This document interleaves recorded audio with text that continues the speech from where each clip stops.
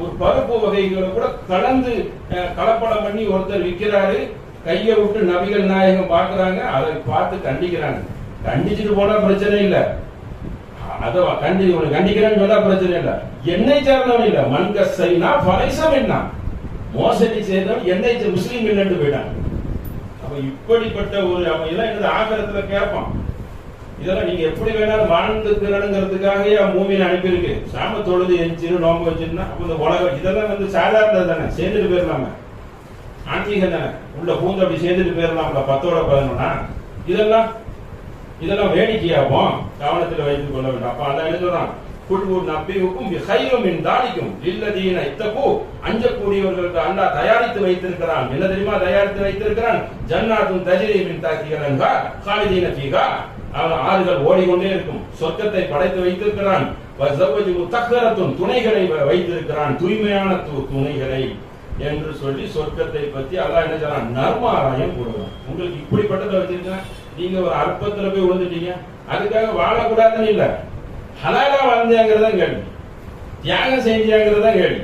மறுமை அச்சத்துக்காக இம்மையில் நான் இதை விட்டுட்டேன், அதை விட்டுட்டேன், இதை செய்ய அதை விட்டுட்டேன் அப்படின்னு ஒரு பட்டியல் இருக்குல்ல.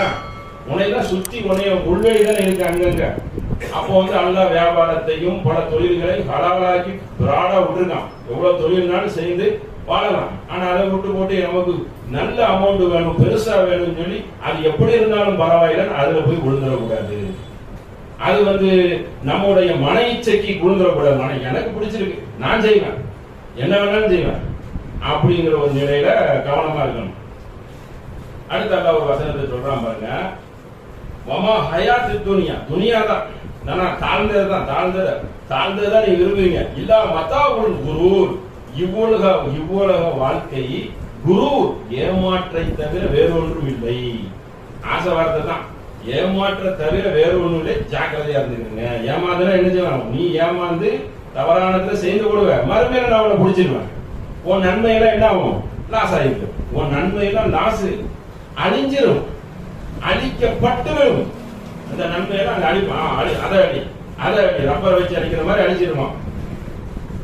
லாய குர்ரன்னக துகல்லுபுல்லதீன கஃபரு, அத இறைவனை மறுக்கக்கூடியவர் ஊர்களில் தோறும் சொகுசாக திரிகிறார்கள். கஃபரு ஃபி பிலாத், பிலாத்னா ஊர்கள் நகரங்கள்ல சொகுசாக திரிகிறார்கள். மத்தாவும் கரீனும் சும்ம மாவும் ஜஹன்னம வபிஸல் மிஹாத், இதெல்லாம் அவர்களுக்கு அற்ப வசதியை தவிர வேறொன்றும் இல்லை. அற்ப வசதி அப்படி திரிகிறது உங்களை என்ன ஆக்கிட கூடாது, ஏமாத்த